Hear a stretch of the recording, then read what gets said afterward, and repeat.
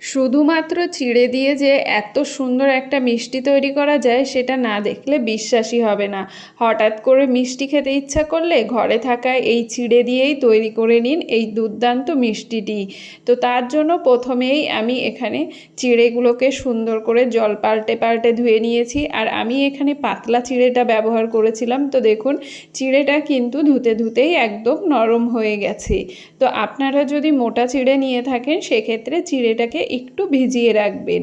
তো চিড়েটা আমার একদম মোলায়েম হয়ে গেছে। এর মধ্যে আমি দিয়ে দিচ্ছি ময়দা, দিয়ে দিচ্ছি কিছুটা তিল, সাদা তিল, আর আপনারা চাইলে কিন্তু এখানে নারকেলও ব্যবহার করতে পারেন। তো আমি আজকে নারকেল ব্যবহার করিনি, শুধুমাত্র তিল দিয়েই তৈরি করছি।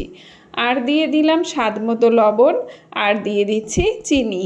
চিনিটা আপনারা আপনাদের স্বাদ অনুযায়ী কম বেশি করে নিতে পারেন, কোনো অসুবিধা নেই। এবার দিয়ে দেব এতে 1.5 থেকে 2 চামচ মতো ঘি।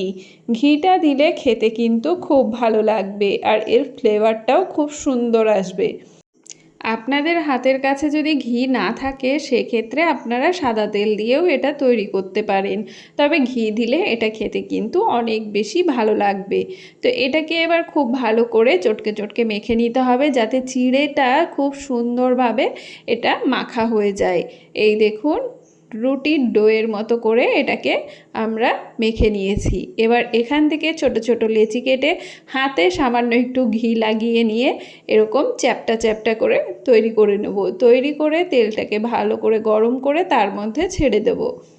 এই দেখুন তৈরি করাটা আমার দেখানো হয়নি, সেটা কোনো কারণে স্কিপ হয়ে গেছিলো। তো এইভাবে তৈরি করে নিয়ে এরকম ছেড়ে দিতে হবে। ছেড়ে দেওয়ার কিছুক্ষণের মধ্যেই দেখুন এগুলো ফুলে ওপরে ভেসে উঠেছে। এবার এগুলোকে মিডিয়াম ফ্লেমে একটা উল্টে পাল্টে ভেজে নিতে হবে লাল লাল করে। এই দেখুন এভাবে উল্টে পাল্টে এগুলোকে ভেজে নেব লাল লাল করে। এর বাইরেটা কিন্তু হবে মুচমুচে আর ভেতরটা হবে একদম সফট। এটা খেতে কিন্তু দারুণ লাগে। কেউ বিশ্বাসই করবে না যে এত সামান্য কিছু উপকরণ দিয়ে এত ভালো একটা মিষ্টি তৈরি করা যায়। তো অবশ্যই বাড়িতে একবার ট্রাই করে দেখুন। এই রেসিপিটি আপনার বাড়ির সকলের খুব পছন্দ হবে। আর এর জন্য কিন্তু আলাদা করে কোনো কিছু কিনে আনারও প্রয়োজন নেই, ঘরে থাকা সামান্য কিছু উপকরণেই এটা তৈরি হয়ে যায়।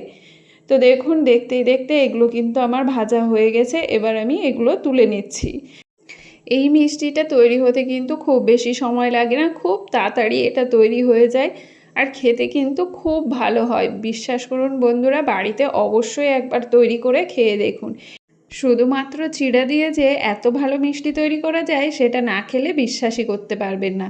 তো দেখুন কি সুন্দর মুচমুচা তৈরি হয়েছে, আর ভেতরটা কি সুন্দর ফাঁপা, একদম সফট। তো একবার অবশ্যই তৈরি করে খেয়ে দেখুন আর কমেন্ট করে জানান রেসিপিটি কেমন লাগলো। রেসিপি ভালো লাগলে লাইক শেয়ার করে চ্যানেলটিকে সাবস্ক্রাইব করে পাশে থাকবেন।